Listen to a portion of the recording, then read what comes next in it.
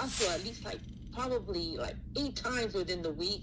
And I tell you, that was only one person that asked for the vaccination card. Everybody else just asked for the 3-question line. Have you had a cold or a fever?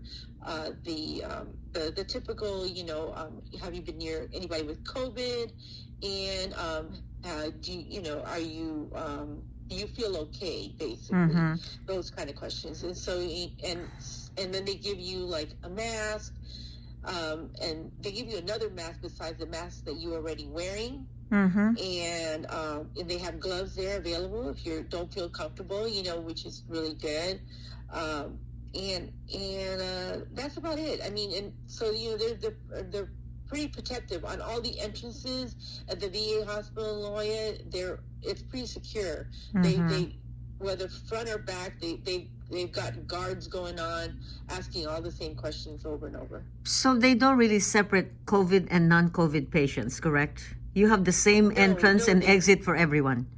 No, they don't. But let me give you an experience too with the COVID test that's really interesting, because I've been taking COVID tests left and right because, you probably say, well, why? I'm not sick, but in order for you to go to certain events, sometimes they request for it. I see. Like conferences, going like to the San Diego Convention Center and so forth. What I noticed is that when you go into a lot of the COVID testing areas, it's very bad. I said, well, why? Because,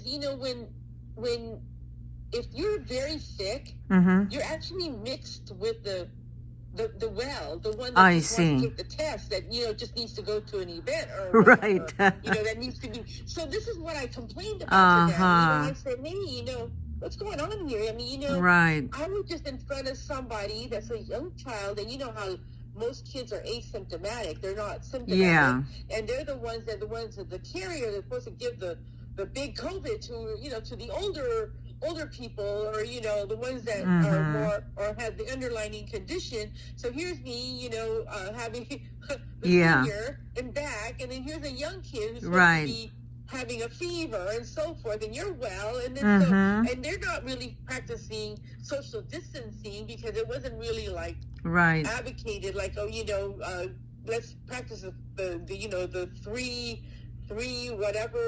feet away or 6 feet away. Everybody kind of convoluted together in a way. And so here's a young girl who is not feeling well. She's got a fever or so, and she's over there getting a test in front of all these other people that are getting, and let's say they're not sick, and let's say they get tested, and then they got